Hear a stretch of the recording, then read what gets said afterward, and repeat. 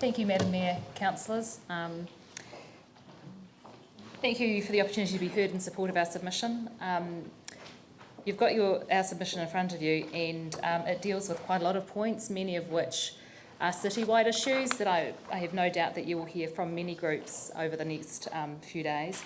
And so we've decided to concentrate on stuff that is mostly ward specific for us and key things from our community instead of those big citywide issues.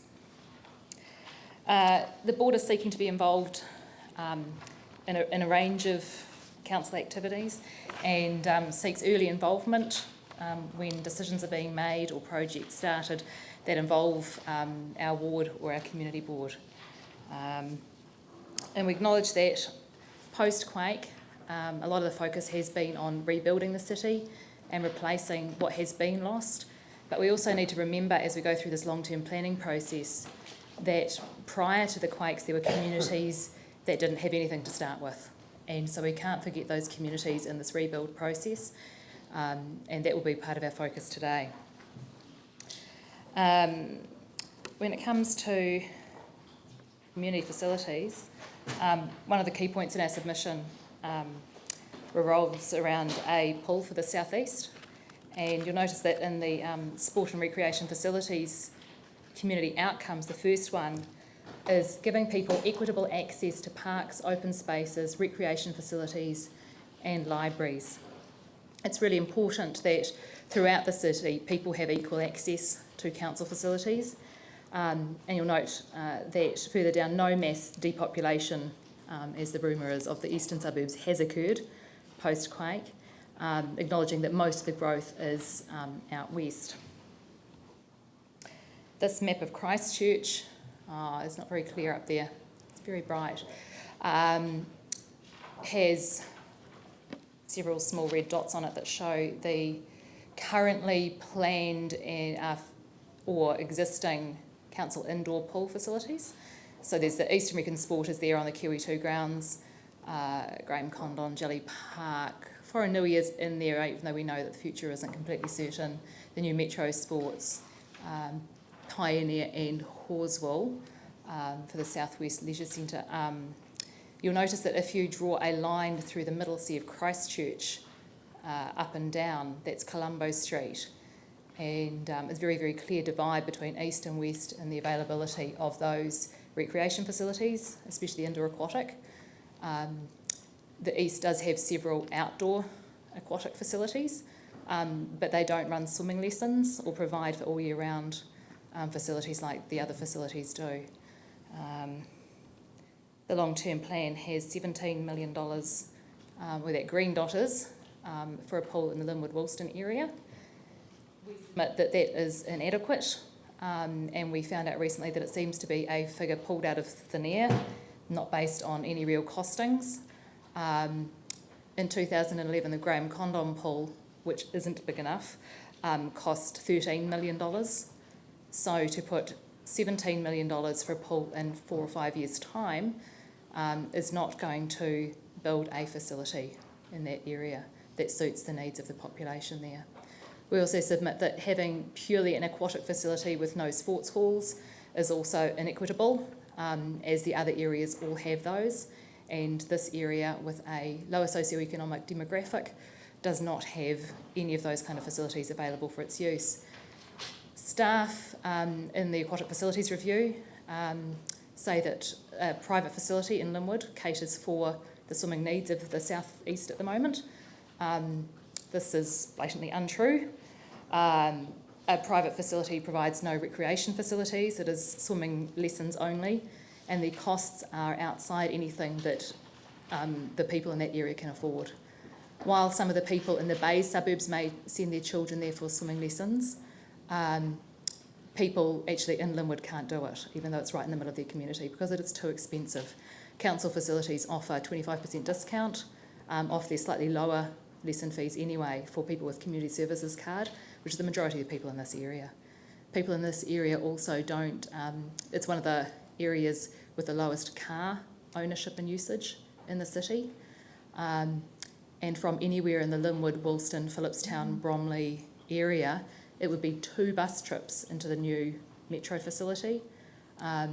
which is on the west side of the central city. The 8 schools in the area have made a submission to the long-term plan in favour of having a pool in the area and hoping that it will be brought forward. Of those 8 schools, 7 primaries and Linwood College, only two of the primaries, Linwood Ave and Bamford, I think, or Bromley, one of the other, have a small, both of those two have a small outdoor summer-only pool. None of the others have pools.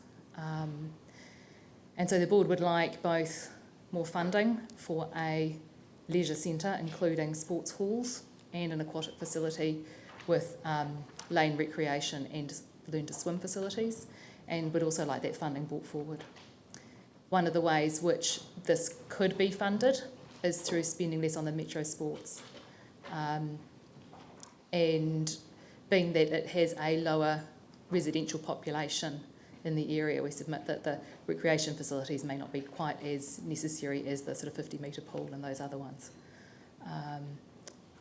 But having facilities in urban areas, like the outcomes for sports facilities states,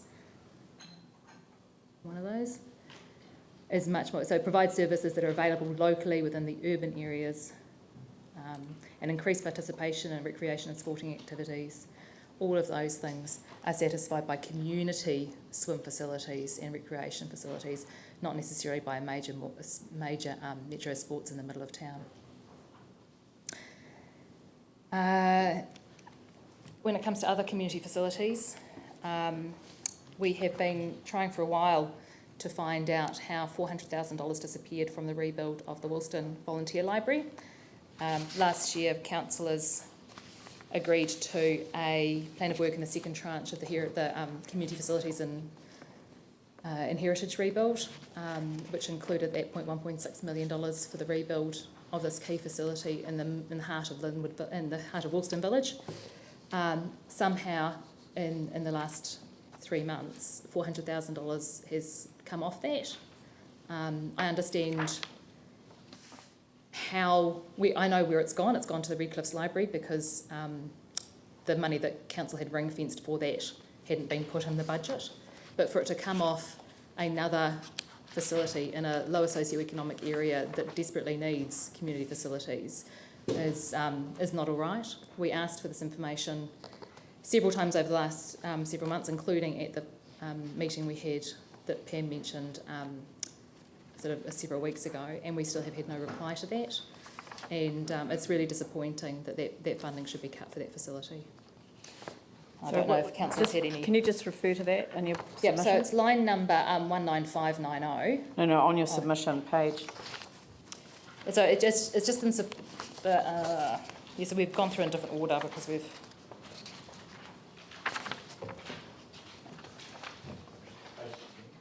Page 10.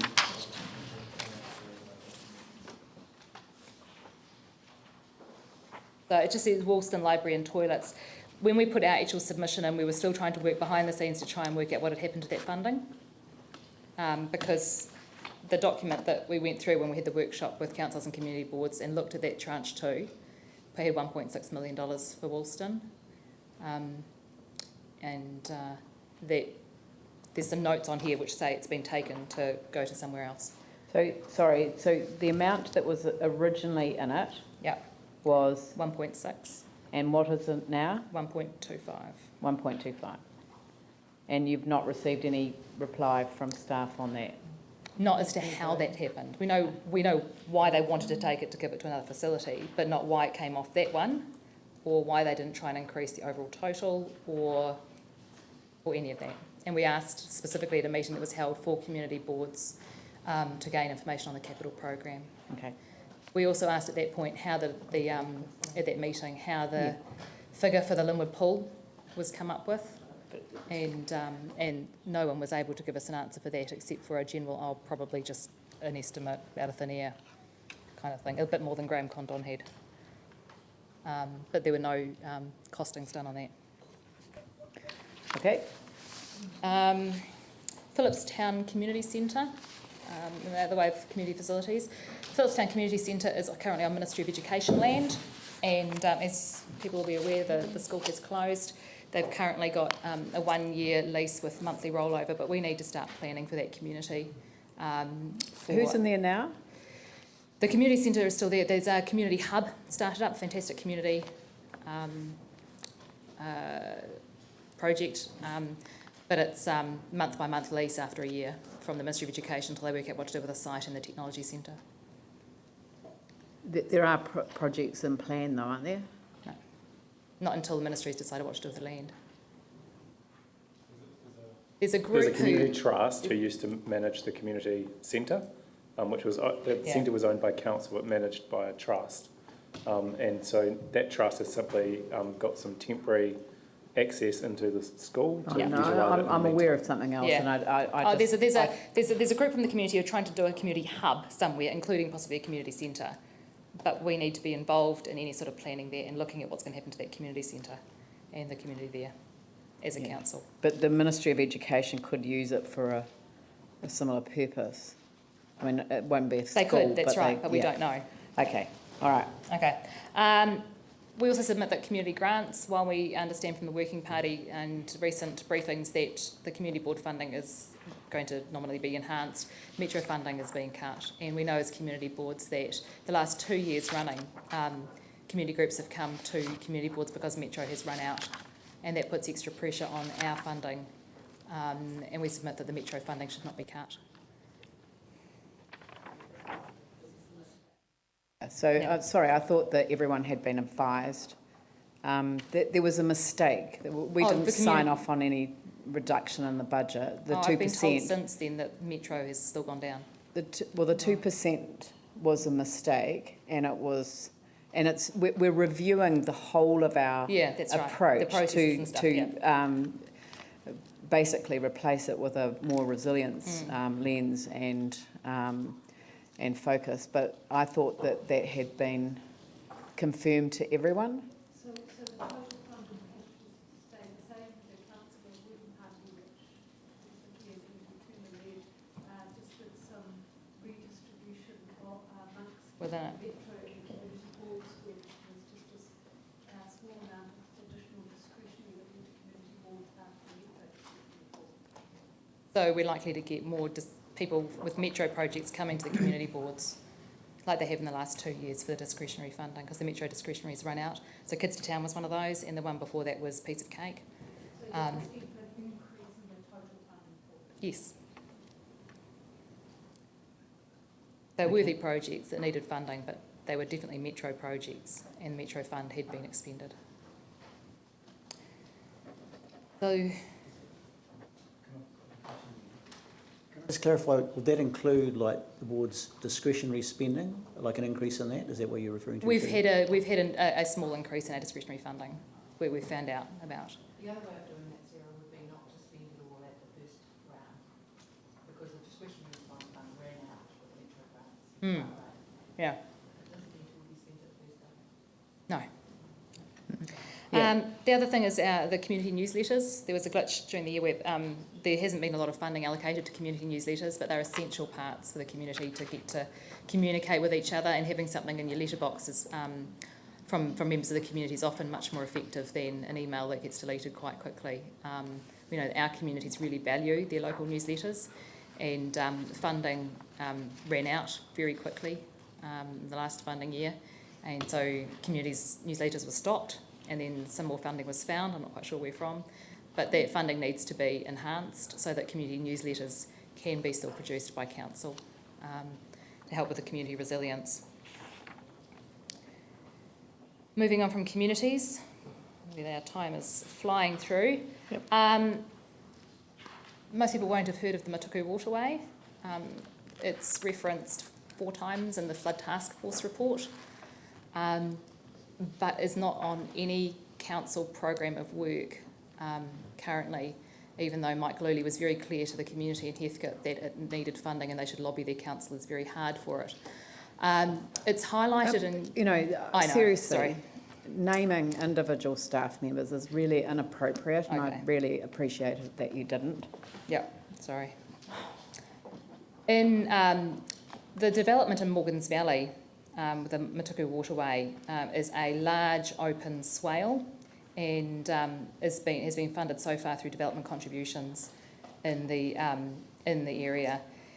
However, the rest of the development has stopped because it's all red zoned, and council had purchased many years ago a section of land from the landowners that you can see highlighted in yellow through the red zone there. And that section of land is council owned. It's about, I think, 15 to 20 metres wide. It was designed to have the rest of the swale in it to link up with the rest of it, because it's 400 metres long. The swale is completed on either side of it, but currently the water gets diverted down a 1 metre wide drain through between two people's property, and it is not big enough for the capacity. The Flood Task Force report makes it really clear that it is undersized currently, and that the current outfall is a temporary arrangement. It's 400 metres that was originally due to be funded by development contributions. Those development contributions will no longer be coming, and it needs to be funded by council. Do you know what the budget is for it? There was no project costings done because from what I hear, it had been missed because staff assumed it was going to be funded through development contributions. And so it has been completely missed and there have been no costings done. Okay. The Flood Task Force reports recommends that it gets relooked at as a project and prioritised. But it has been left off. And it wasn't put in the infrastructure strategy at all? It's not anywhere. Okay. I have asked and no one can find it anywhere. It might be in the amorphous land drainage recovery program. Not named, but there is a whole bunch of the land drainage recovery program that we haven't either costed or put on budget. We've got 400 million on budget, potentially 1.2 billion. The advice that we've had back from staff is that it's not. We'll follow it up. So that would be great. There were 5 houses directly flooded to floor level. When that overflowed, that's Bridle Path Road there. The small bit where it's overflowing to the top right of the picture, where it's just coming over a wee branch there, is the actual bit of drain. The drain is not, that's the driveway to the left of that. And the entire street that it's flowing down was a river, couldn't see the side of the street. It then flowed down from there into Pawaho Place, down Marsden, down station, under the bridge, into Pawaho. Yes, I went and looked. So that needs doing. At this point, I'm going to hand over to Isla. Thank you. First of all, I'd like to draw councillors and Mayor's attention to our submission on housing, where we support the council's performance targets for social housing, particularly the provision of at least 60 additional homes. But we do strongly recommend that the council gets in touch with the government and the ministers to discuss the acquisition and relocation of the CTAS houses in Linwood Park and the Rawhiti Domain after they've finished doing their earthquake recovery work. There was an opportunity lost despite the community board's best efforts when the granny flats that were built and intended to be plumbed into sections on the houses that were going to be earthquake repaired. If they had a big enough section, the granny flats were going to be put in there, but there wasn't an uptake, so they were stored in Barbados Street for months, and then they disappeared because they'd been sold, and they were sold to dairy farmers and all sorts, but that was an opportunity lost, that given that we're now looking to provide homes for the homeless, and other people who are finding difficulty finding homes at the moment, those granny flats would have been absolutely ideal. So we'd be very loath to see that opportunity lost again. Looking at regional parks, as the Akaroa Waiwera that people have referred to as well, talking about increasing funding for the regional park rangers. Now this particular point here is the increase in funding for kids' education, which is absolutely fantastic. It's that the council is supporting an increase in it, and we fully support that. But the pressure on regional park rangers right across the board is quite extreme. They are supported by conservation groups such as the Summit Road Society, and in particular the case that was raised by Akaroa Waiwera was pest control. And the conservation groups, I'm on the Summit Road Society, and I can tell you that 3 groups go out from the Summit Road Society every week doing basically pest control, weeding, planting and trapping. And the budget has been cut for the park rangers in the current year, and we would really suggest that that gets reinstated, in fact even if increased, because if you go down to Ferrymead right now, you'll see rabbits all over the show giving Central Otago a run for their money. And we really need to get on top of this, because otherwise it's a false economy. Now, just up here you can see, this is, we were most fortunate to have enjoyed, and I say that truly, a guided tour of the Heathcote River. Unfortunately, it was in relation to stormwater and to drainage and the flooding issue. And the ITE committee and the land drainage staff took us last Friday. One of the line items in the plan of the LTP is for the Lower Heathcote Master Plan, and this is a project that staff have included to effectively clean up the contributories to the Lower Heathcote. And I went out with, I'm a member of the Ehutai Trust, and they're very keen to be involved in it. And I took these photos, and so if you could just flick through them. This is the start of it. And 10 years ago, the council rangers tidied this up. It was absolutely immaculate. And this is what happens if you let something go for 10 years. This is just by the Woolston Library, and then the next shot you'll see further down is the grill where everything's banked up. And so it's just a perfect, look at that, it's a perfect case in point of what needs to be done to improve the health of our rivers. And that budget line in particular will be further enhanced and grow because of the voluntary organisations that will support the council rangers and the drainage staff to assist with this urgently needed work that needs to be done. The last matter for me is an item on page 13 of this document, which went out to everybody. It's the Smart Choices document, and in it says, but we do know the financial constraints applied to the SCOOT program mean that while the parts of the city infrastructure that have been replaced are now in much better condition than pre-2010, some will be returned to the city in a worse condition than pre-earthquake and will have a reduced remaining life. And we submit that that is unacceptable. Thank you. Great. Any questions? We're at the 20 minutes, so...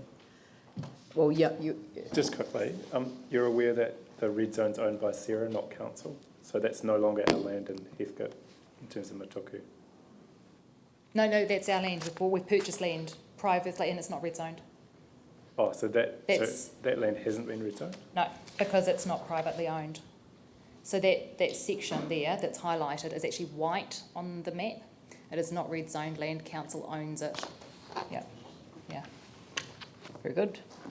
I think that you've raised a large number of issues that we'll have to go through, obviously, in detail. Thank you very much. We'd like to encourage you to listen to the submissions from our community members as well, because there'll be many of those. Thank you. Thank you very much. Right.